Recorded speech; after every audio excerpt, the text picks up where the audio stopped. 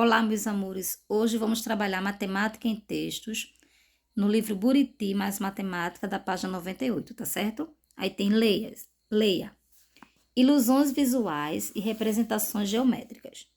As figuras a seguir provocam ilusões visuais, que podem ser de vários tipos.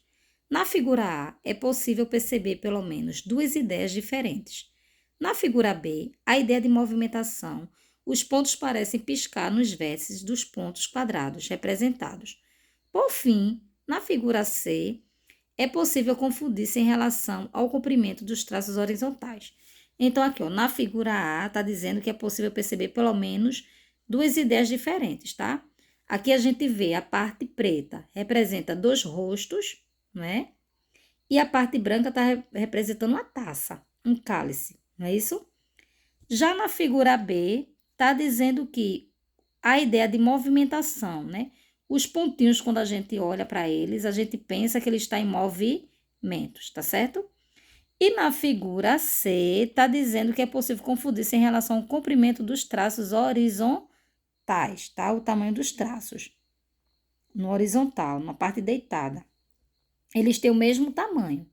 Mas a gente, quando olha assim, vê que essa seta tá para cá, essa para cá, e essa aqui já tá fechada, a gente pensa que esse lado aqui é menor do que esse. Mas, na verdade, esses dois segmentos têm o mesmo tamanho, tá? Normalmente, usa-se o termo ilusão de óptica quando nos referimos a essas confusões que acontecem com nossas percepções visuais, tá? A gente vê uma coisa e pensa que está vendo outra, tá bom? Entretanto, as ilusões visuais podem ter vários motivos para além da questão óptica, envolver outros sentidos e até mesmo os conhecimentos que temos sobre o tipo de imagem que nos é apresentada. As ilusões visuais que envolvem relações de espaço podem ser chamadas de ilusões geométricas. Muitos artistas utilizam conhecimentos sobre as ilusões visuais em suas construções artísticas para produzir ilusões intencionalmente, principalmente os mágicos, né? Os ilusionistas. Entretanto, em muitas situações não há intenção de provocar ilusões, mas algumas confusões podem acontecer por meio dos conhecimentos dos observadores. Veja, figura D. Temos aqui essa figura, tá? Com base na representação geométrica, figura D, e nos conhecimentos sobre poliedros, podemos dizer que se trata da representação de um tetraedro, tá? No entanto, se utilizarmos conhecimentos sobre polígonos, podemos dizer que a figura representa triângulos que formam outros. Assim, além da ilusão de óptica, que causa confusão propositalmente, podemos destacar as percepções confusas em representações geométricas que exploramos em nossas aulas. Aí tem, responda. Observe novamente a figura A, B e C no texto e converse com seus colegas sobre as questões abaixo, tá? Figura A, figura B e figura C.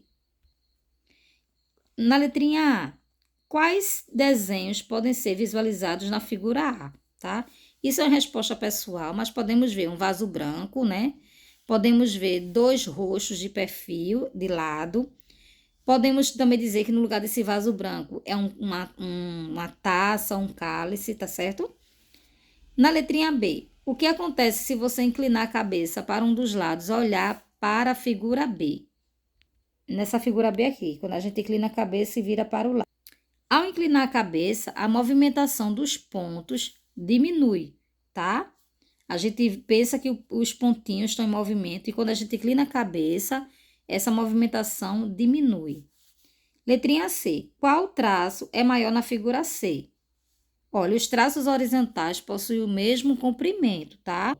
Embora a gente pense que aqui na horizontal, essa parte que está deitada, essa aqui seja menor, mas não é menor. Eles possuem o mesmo comprimento, ó. Eles são do mesmo tamanho, tá certo? O tamanho deles não é diferente, tá? Analise. Primeiro, observe os segmentos de reta perpendiculares que foram representados ao lado.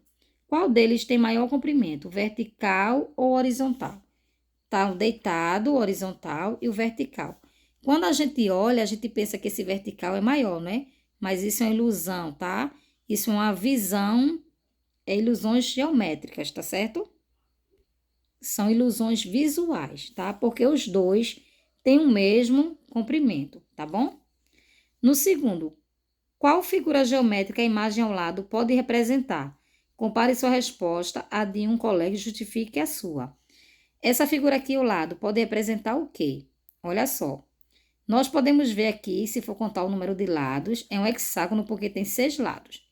Se a gente olhar assim, dá a impressão de que é um hexágono, tá? Formado por triângulos.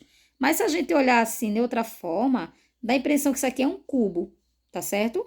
Vamos ver como é que fica, ó. Resposta é pessoal, tá? Hexágono composto de triângulos, a vista superior de uma pirâmide, tá? A gente pode ver várias coisas aqui.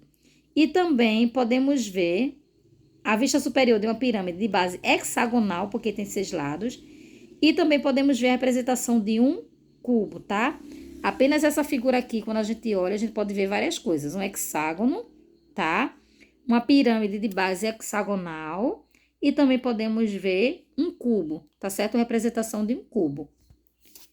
Aplique. Escolha um poliedro ou um polígono e represente-o abaixo por meio de desenho. Depois peça a um colega que descubra a figura representada.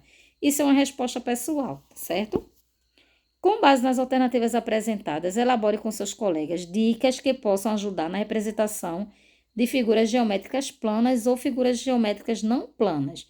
Essa resposta também é pessoal e é em grupo na sala de aula, tá bom?